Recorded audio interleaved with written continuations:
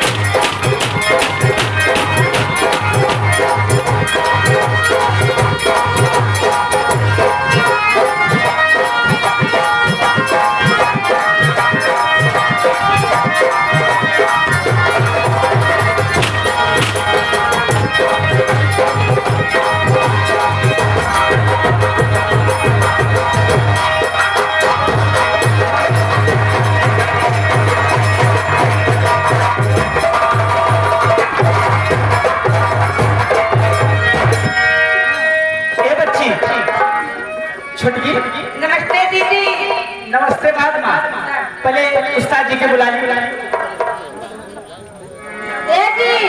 Hello जी, कहाँ पे हो? मैं इस समय अवध संगीत पार्टी में प्रोग्राम कर रहा हूँ। अच्छा, हाँ, हमारी दीदी वाला वही अपने अंगनम भूसा सुनगावा सुनाए हो। हाँ, अरे अनहरिया है, अरे अनहरिया है, उसको आवाज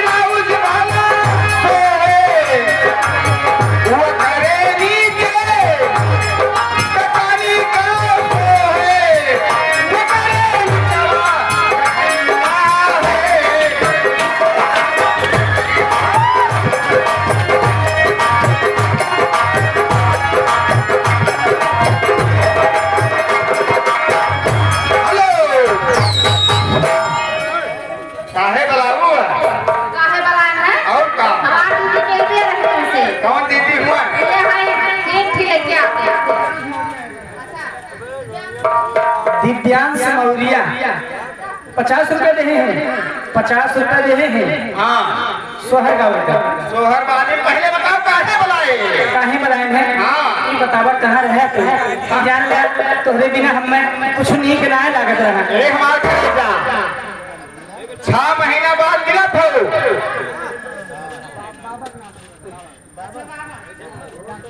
दिव्यांश बाबा, जो बच्चा है दिव्यांश बाबा सोहर की फरमाइश से हो जाएगी, लेकिन अभी नहीं भैया 5 मिनट के लिए समय चाहते हैं।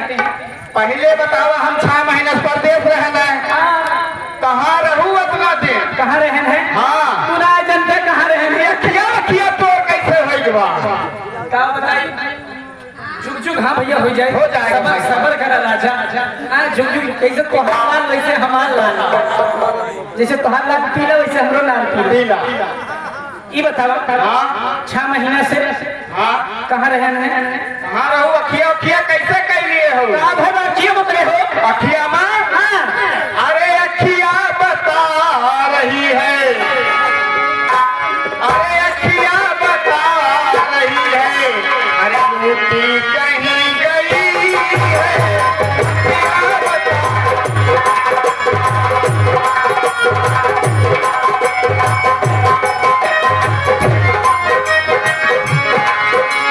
सैया कसम तुम्हारी हो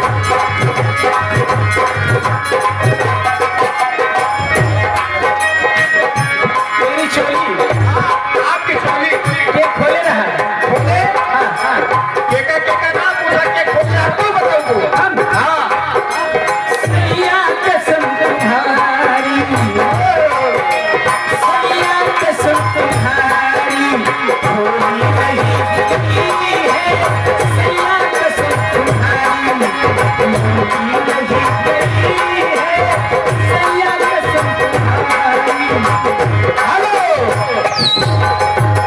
कुछ ना खोली के कुल एकदम सही सलामत नीचे से ऊपर तक ऊपर तक जान ला हमारे जवानी में जाना लग जा। अच्छा एक तसल्ली और दिलाएगा जान ला